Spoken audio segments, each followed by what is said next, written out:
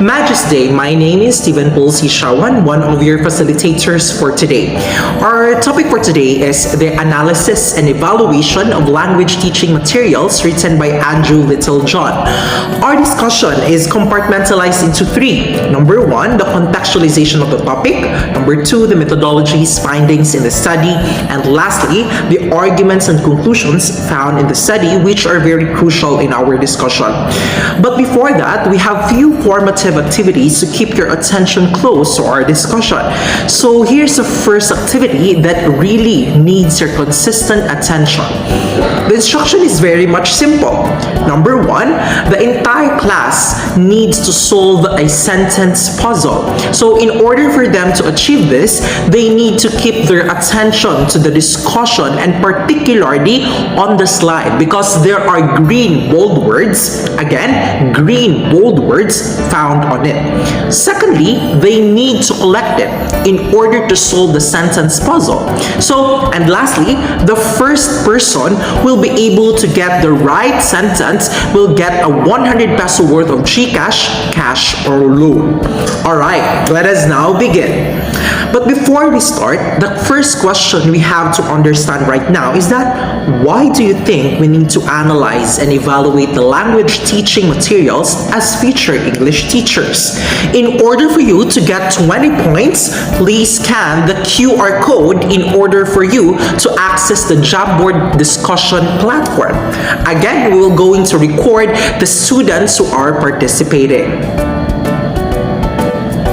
Alright, I think all of you have already a good grasp of the context of the topic we have today. So let's commence our discussion. And the first thing that we have to ask is that what is language teaching material analysis and evaluation? What are their distinctions?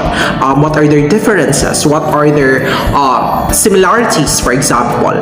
So what is language teaching material analysis as the first part of the discussion?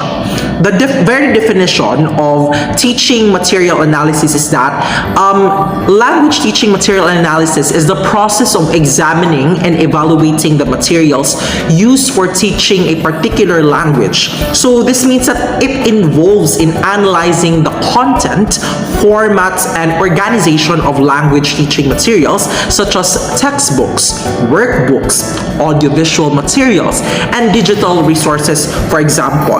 But why this is important? This is important because the purpose of analyzing language teaching materials is to determine the suitability for meeting specific language learning goals and objectives as well as the needs of the learners, because in 21st century, students are the center of the discussion or the classroom. So it can also help in identifying any potential issues or limitations of the materials and suggest ways to adapt and supplement them to enhance their effectiveness at the end of the day. So in conscious as well, what is language teaching material evaluation, since we have already discussed the analysis part? So the very definition for this is that language teaching material evaluation is a process of assessing the effectiveness of language teaching materials based on the results of a comprehensive analysis.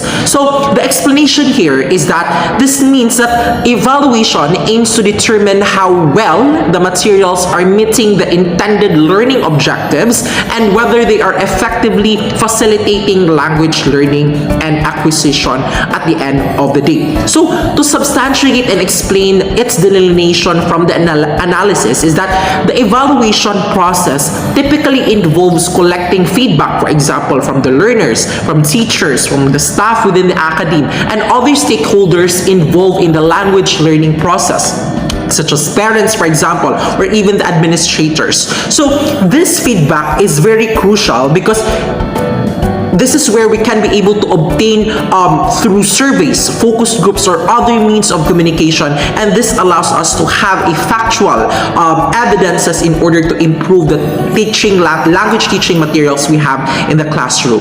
Now, since we have already identified the distinction and definition, let us now ask why evaluating and analyzing language teaching materials is important, because this is where we are more able to understand its real and pragmatic importance in our teaching, for example, in the field at the end of the day. The first reason is that it ensures the effectiveness of the language teaching material. So this means that evaluating and analyzing language teaching materials ensures that they are effective in facilitating language learning and acquisition.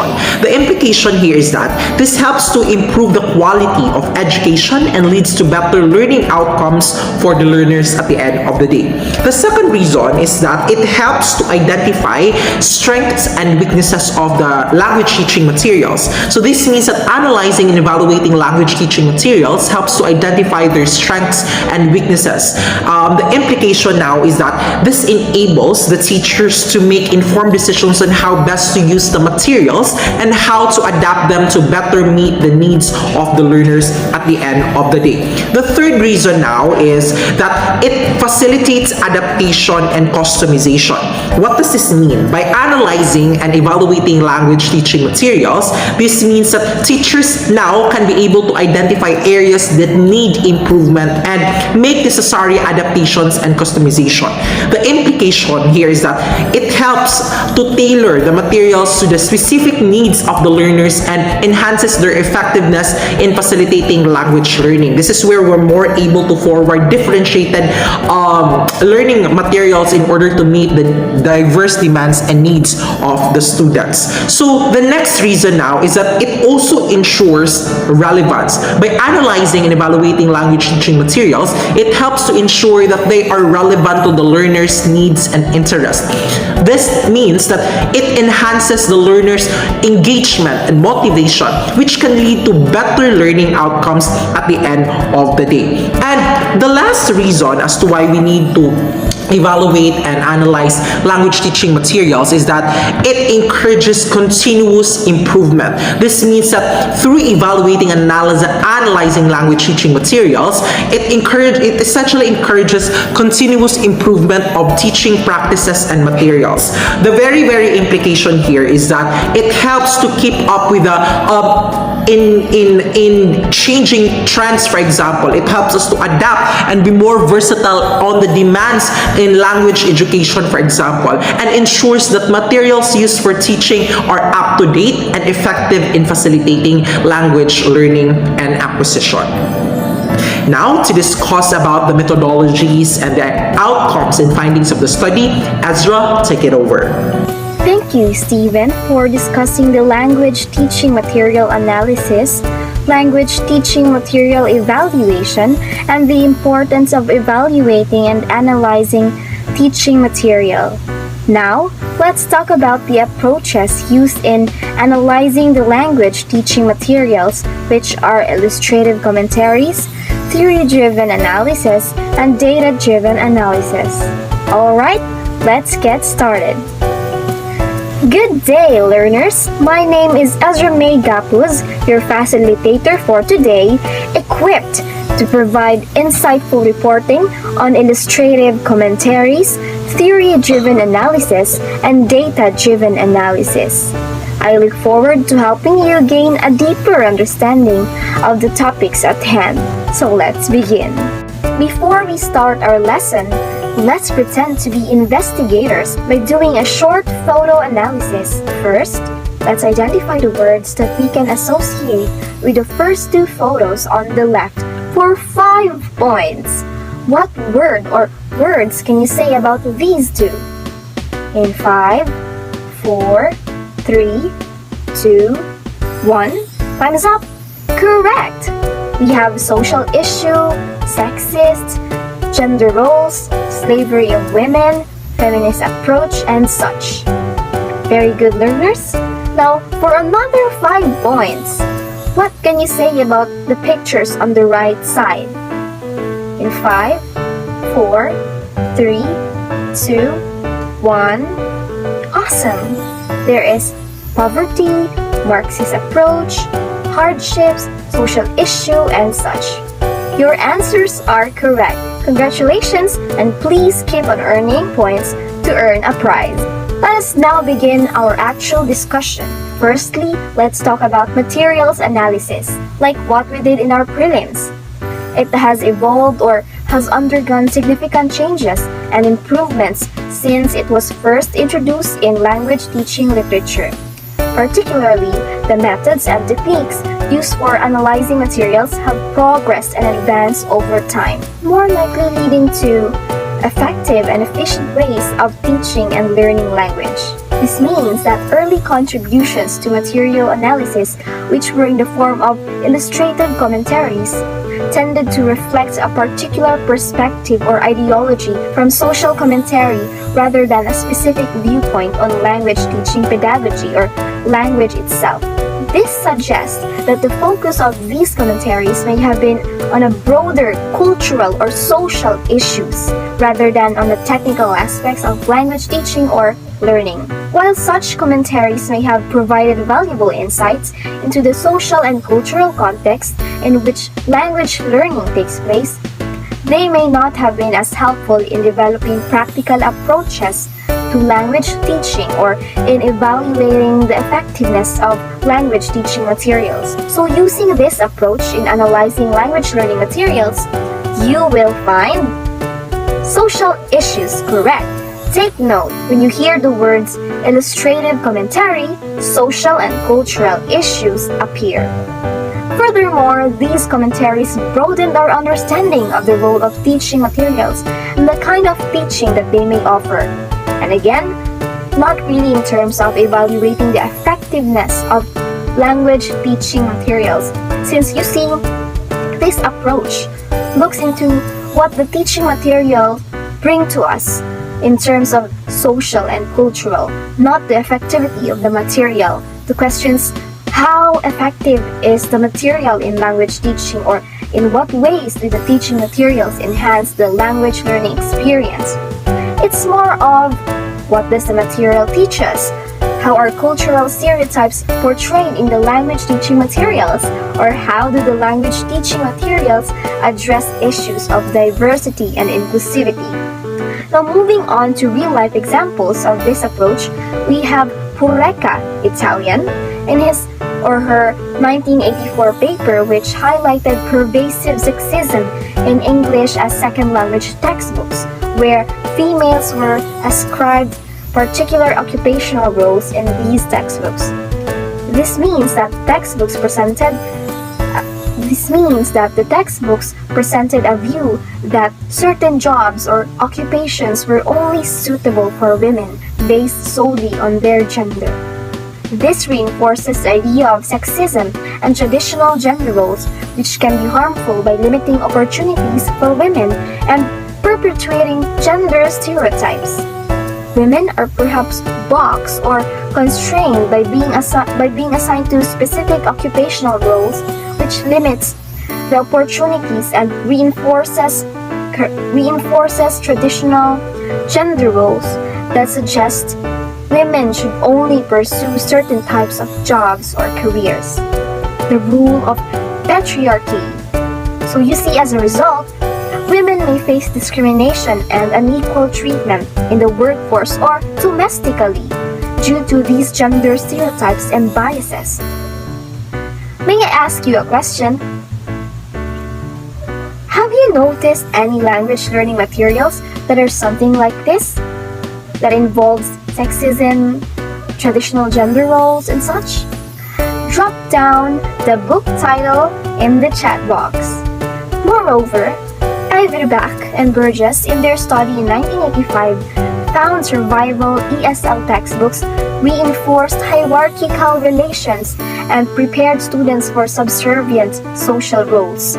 The textbook may have been emphasized language and skills necessary for low-paying or menial jobs rather than providing a more comprehensive language education that would enable students to pursue a wide range of careers. The approach could be seen as perpetuating social inequality and limiting opportunities for those who are learning English as a second language. The statements that I just said describes the findings of Littlejohn and Winliat in 1989 on the potential impact of teaching materials on learning beyond language learning. As what you have heard, it's not just limited to language learning.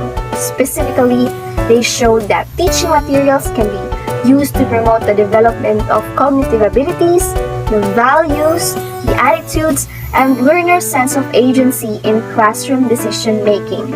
So these commentaries broaden our understanding of the role of teaching materials and the kind of learning that they may offer. From the pictures that I have shown earlier, we can conclude that illustrative commentaries raise awareness of hidden curriculum in teaching materials. So to discuss it shortly, hidden curriculum in teaching materials means that they may implicitly communicate cultural or social norms impacting learners beyond language proficiency.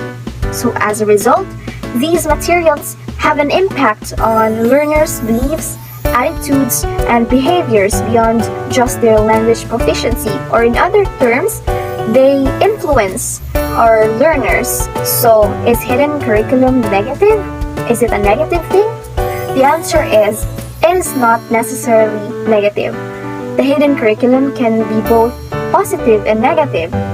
It can reinforce desirable values and behaviors that are necessary for socialization and personal development, such as respect for others, personal responsibility, and work ethic, and personal development, such as respect for others, personal responsibility, and work ethic. However, it can also reinforce negative social norms and inequalities, such as gender and racial stereotypes, social hierarchy, and discrimination. Because, we are all equal.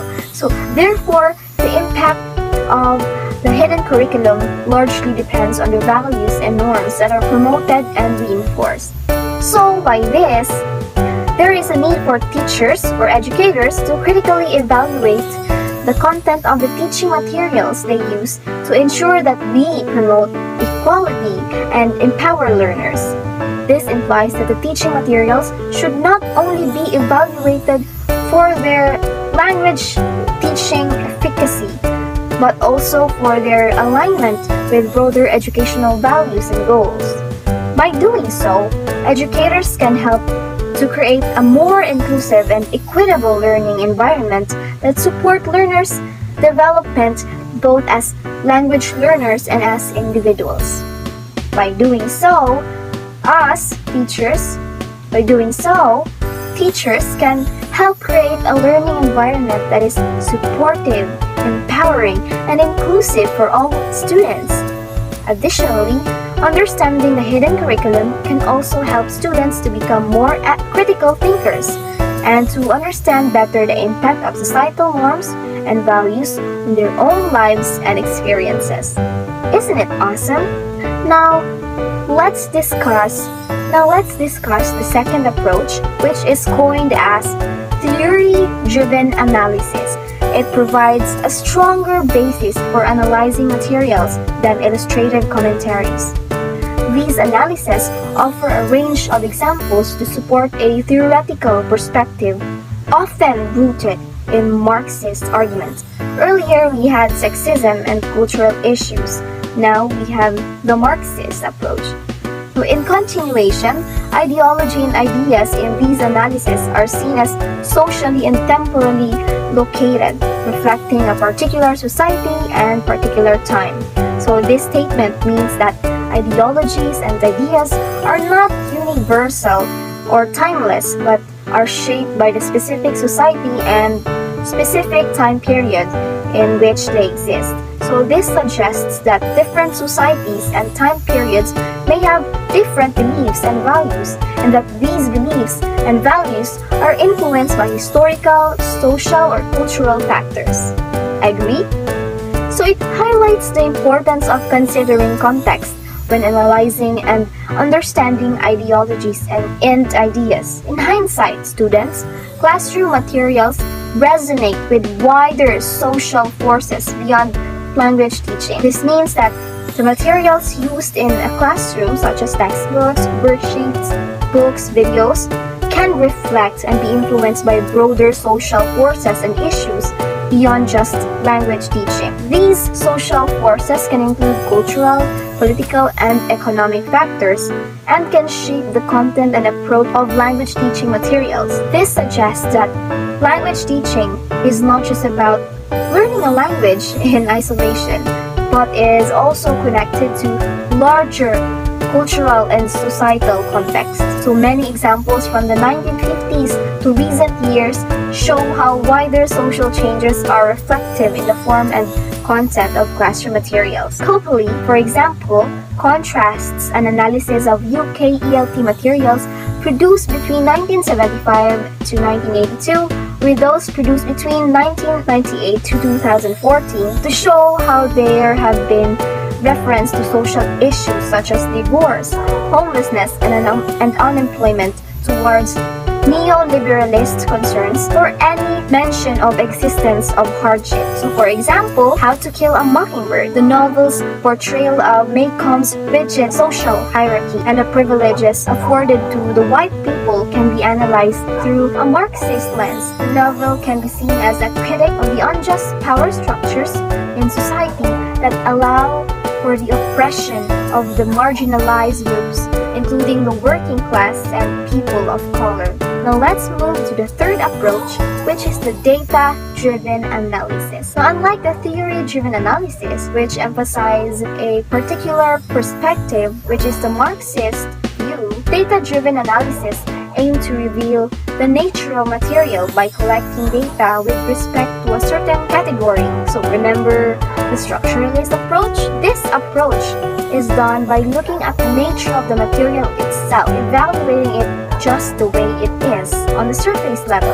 So in addition, Littlejohn's 3 levels analysis framework is an example of a frequently used data-driven framework that moves from objective description through subjective analysis to subjective inference. So the 3 levels analysis framework developed by Littlejohn for analyzing educational materials have, of course, 3 levels.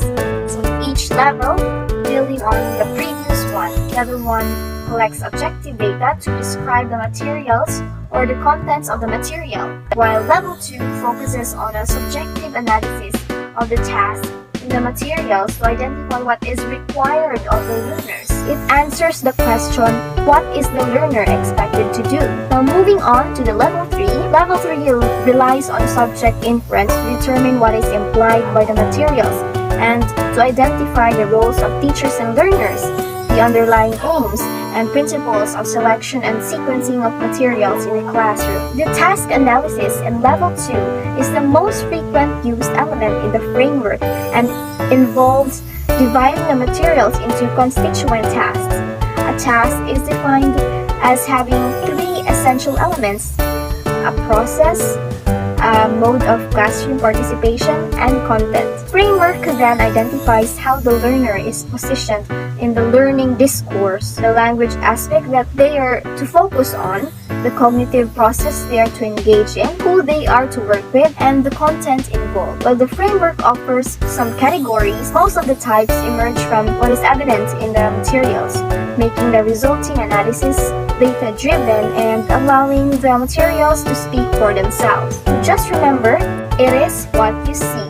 And when you speak to the material, you can say, you are what you are. To remember, data-driven analysis.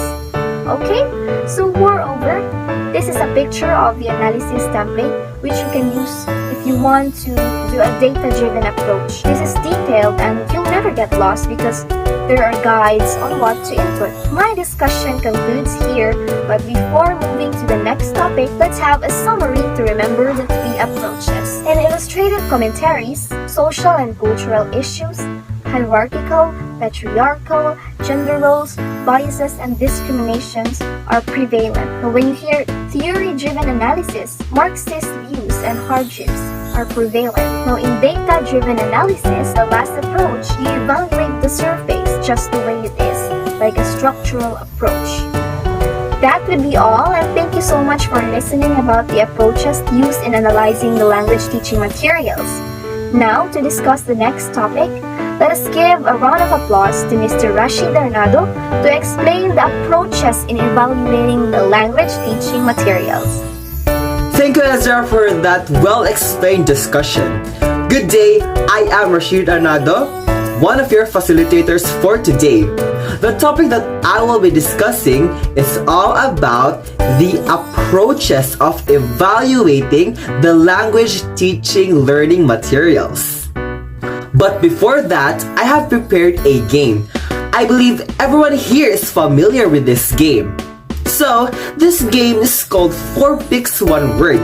The instruction of this game is easy. Each level displays 4 pictures linked by 1 word. The player's aim is to work out what the word is from a set of letters given below the pictures.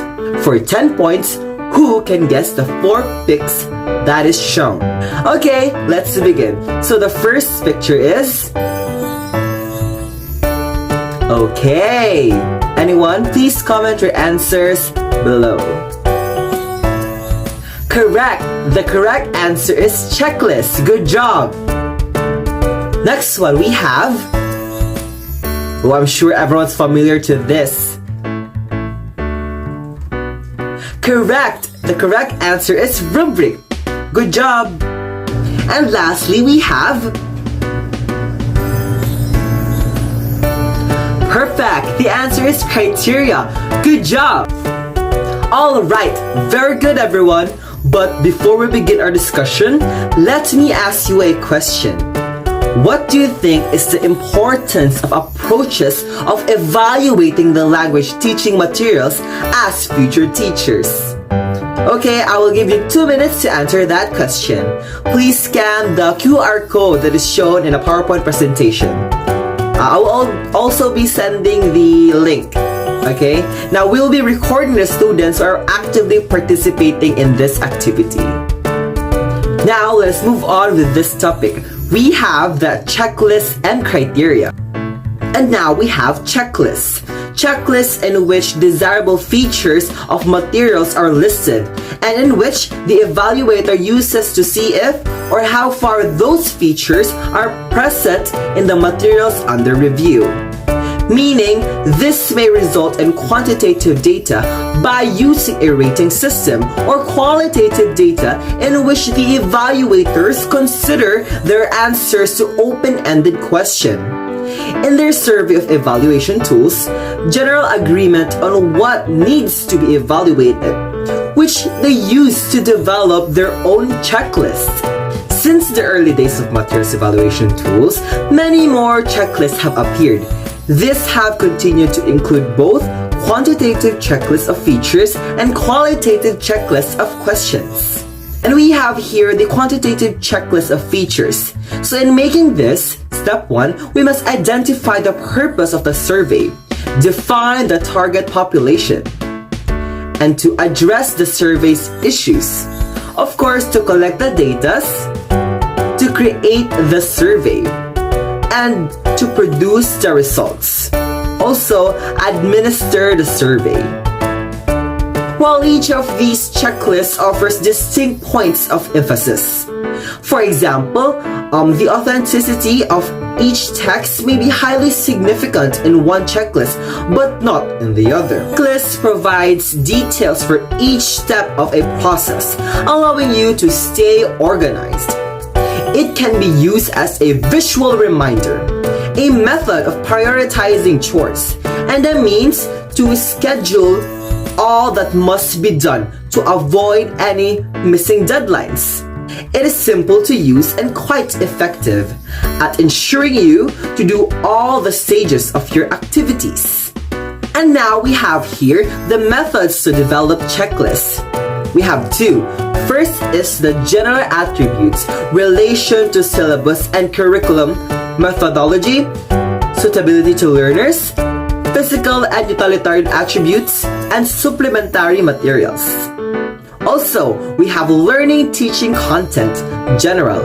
For example, task quality, cultural sensitivity, linguistic and situational realism, listening, speaking, reading, writing, vocabulary, grammar, pronunciation, and exercises. Now, in general attributes, it refers to the creative content of evaluating the curriculum guide, framework of the lesson of the checklist.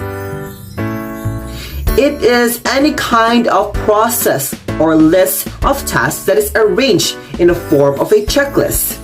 In other words, it is like a to-do list wherein the order of tasks is usually important. Example here would be a curriculum overview. Learning and teaching content, this refers to the materials that is used in class or to construct a lesson plan. This content can include newspapers, books, podcasts, and puzzles. The goal of this content is to promote learning. It is more on the students, concerns the content that affects the students. For example, just like the To Kill a Mockingbird by Harper Lee. Let's slide to another interesting topic, which is criteria generating process. It guides evaluators in identifying their own criteria, relevant to the local context and their own beliefs about successful language training. The criteria should be viewed as a set of lenses through which one can understand and analyze an intervention. The criteria provide complementary perspective, giving holistic picture of the intervention. To do this, Tomlinson 2003 distinguishes between what he terms as universal criteria. This means broadly referring to the conditions in which people most effectively acquire a second language.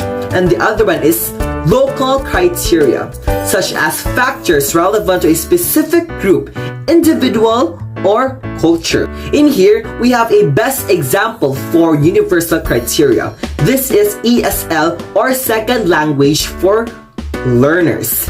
ESL teaching methods are ways in which teachers use to teach English. Now, there are many different types of ESL teaching methods, including interactive methodology, step-by-step instruction, group work models, and activity-based learning. We also have an example for the local criteria. Now, this is also used for English for specific purposes, or ESP. This is a language approach whose goal is to provide the learners with narrowly defined goals that the language elements they use need to function as a professionals. These procedures have strong echoes of step-by-step questioning process outlined by Breen and Canlin 1987, in which evaluators are asked first to identify what they think are the requirements for successful language learning and the particular requirements of the learners before they are relating to these materials. Alright, since you've already identified the results and methodologies used, the question now is, what are the arguments posited from the results of the study? So, we have to analyze this because this is where we're able to see the stance of the author and how we are going to apply it in our teaching, for example, in the future. So, the first argument he has posited is that the importance of analyzing and evaluating language teaching materials. So, the study emphasizes the importance of analyzing and evaluating language teaching materials to ensure their effectiveness in facilitating language learning and acquisition. This is very much important because once we are able to know the value and importance in analyzing and evaluating teaching materials, this is where we're able to constantly do it, for example, in order to make sure that the language teaching material we have right now is effective and relevant at the end of the day.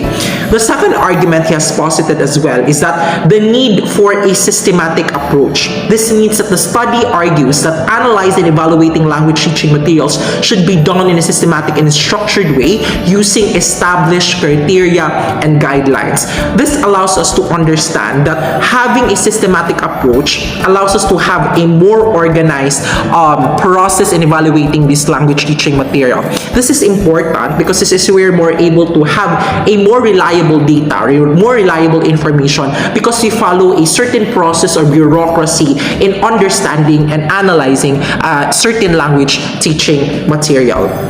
The third argument then is about the role of context. So this means that the study highlights the importance of consideration the context in which language teaching material are used, including the cultural, social, and linguistic context of the learners. This is very, very much crucial because the world right now is facing a blistering flow of globalization. This means that as much as possible as English teachers, we need to understand the context in evaluating and analyzing certain language teaching materials. This is very much crucial because this is where we're able to foster a more gender sensitive, cultural sensitive materials we forward in our students and we distribute in our classroom, for example. The next argument is all about the importance of learner-centeredness. So this means that the study emphasizes the need for language teaching materials to be learner-centered, i.e. designed to meet the specific needs, interests of the learners. Again, as what we have already discussed earlier, that right now in 21st century, the learning experience right now is centered on the students and how they are able to engage and participate in a certain activity in a classroom, for example. This means that upon evaluating and analyzing material, we have to also give or take into account how this material, for example, is something that allows students to engage and to keep their motivation consistent upon participating and at the same time using these materials for their betterment or for their benefit on their end at the end of the day. The next argument is that the importance of continuous evaluation and improvement. So the study argues as well that language teaching materials should be subject to continuous evaluation and improvement to ensure their relevance and effectiveness in the changing landscape of language education. This means that as much as possible through evaluation and analysis, this allows the teacher to understand that we have to adapt. We have to become more versatile to the changing growth or the changing trends, for example, the growth of education and also at the same time the relevance of these materials towards our students. This is very much crucial because once we are able to understand, grasp the importance of having a relevant and to become more adaptive in the systems we have right now, this is where we're able to forward an effective teaching strategies and language material that will be used by our students in the future. And right now, to discuss the conclusion part of our topic, Rashid, take it over. Now, to answer the question, what is the conclusion of the study? This is an overview of this chapter. Now, the development and current state of the distinct activities of materials analysis and evaluation. Evaluation, on the other hand, considers materials in the light of a particular context and purpose. Upon evaluating a certain material, for example, it highlights the purpose, which means that through evaluation processes and approaches, it allows the teachers to know the context, and this is how he or she will discuss the materials needed for the teaching. Another, it is showed how analysis may offer illustrative commentaries, indicating how social themes are reflected in these materials. Now, theory-driven analysis, in which mainly critical theory is related directly to these materials, and data-driven analysis, which aims to reveal the materials as they are. And lastly, analysis and evaluation are highly specialized activities which requires particular background knowledge and experiences, and which should not therefore be undertaken without detailed guidance. So, what does this mean? This means that having an analysis and evaluation of the materials need a guidance, which means that we need to use checklists and criteria. The guidelines allows us teachers to be careful in understanding the lessons or the learning materials that we will give to our students. Now, that will be all. Thank you.